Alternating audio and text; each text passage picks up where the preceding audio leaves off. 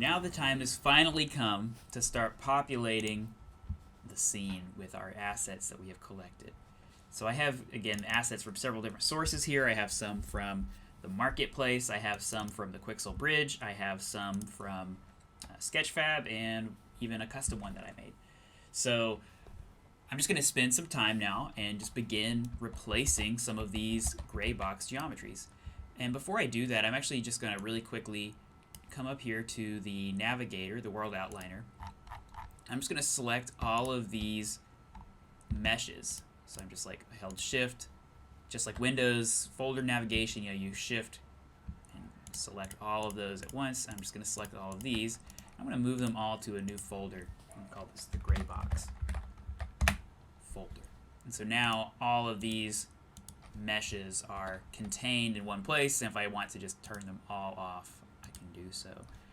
But I'm just going to turn off the sphere since I've already kind of replaced it. But that's really what I'm going to be doing now, is just kind of one by one going through and replacing these different geometries with different assets. And I'll just kind of video speed through this process. It's really totally up to you.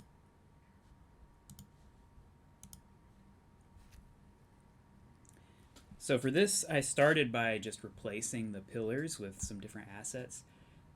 Eventually, I think I even replaced them again, but then you'll just notice rather than just having the cubes as the geometry, I replaced the floor and the ceiling with box brushes and put a nice material on them from the Megascans collection.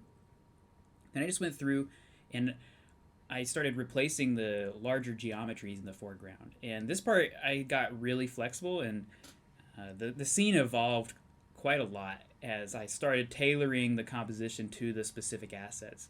And that's really just because I kind of went into this without knowing what I was going to go for as a target. So I just knew I was going to use some fruit or vegetables and compose a scene on a surface. But then as I brought in like the motorcycle and these other things, the scene took on a life of its own. You'll notice though that as I was like testing out these different compositions, I started realizing, different things I didn't really like about it or did like about it. And so I just kept pushing towards a more cohesive setup, always designing for the camera.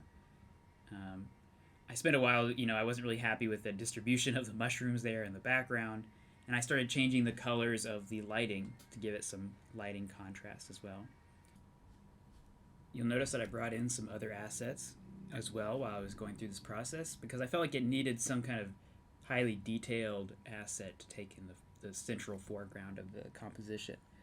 And from there, you just take a high-resolution screenshot and you're good to roll. That's all you'd have to do. But I actually have a couple other scenes I did. I went ahead and actually did this process through for all of the 3 scenes that I've been doing through this tutorial set. This second one is the scene that I did the baked lighting on. And you'll notice as I go through and iterate, I started, actually just testing the bake lighting.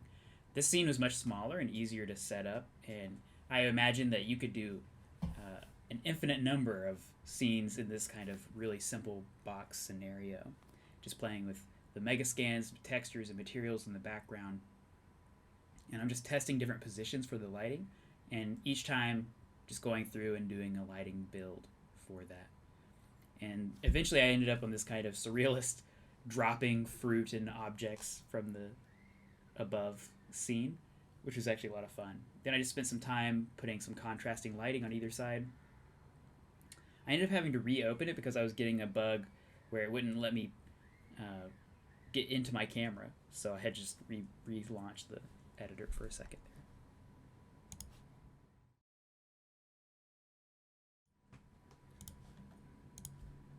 The third and final demo scene I set up, I just went through and used mostly the free for the month cave asset pack there to generate the walls and just kind of retain that window. I eventually decided, since I had those cones in the background, I decided I'd replace those with ice cream cones. So I just went on Sketchfab, found an ice cream cone, dropped in those objects, and then set up the material nodes for those. I decided, though, since this was my third one, I had been doing this for a long time, that I would simplify the foreground composition quite a bit. But I just took a second to grab a ground texture and populate the floor.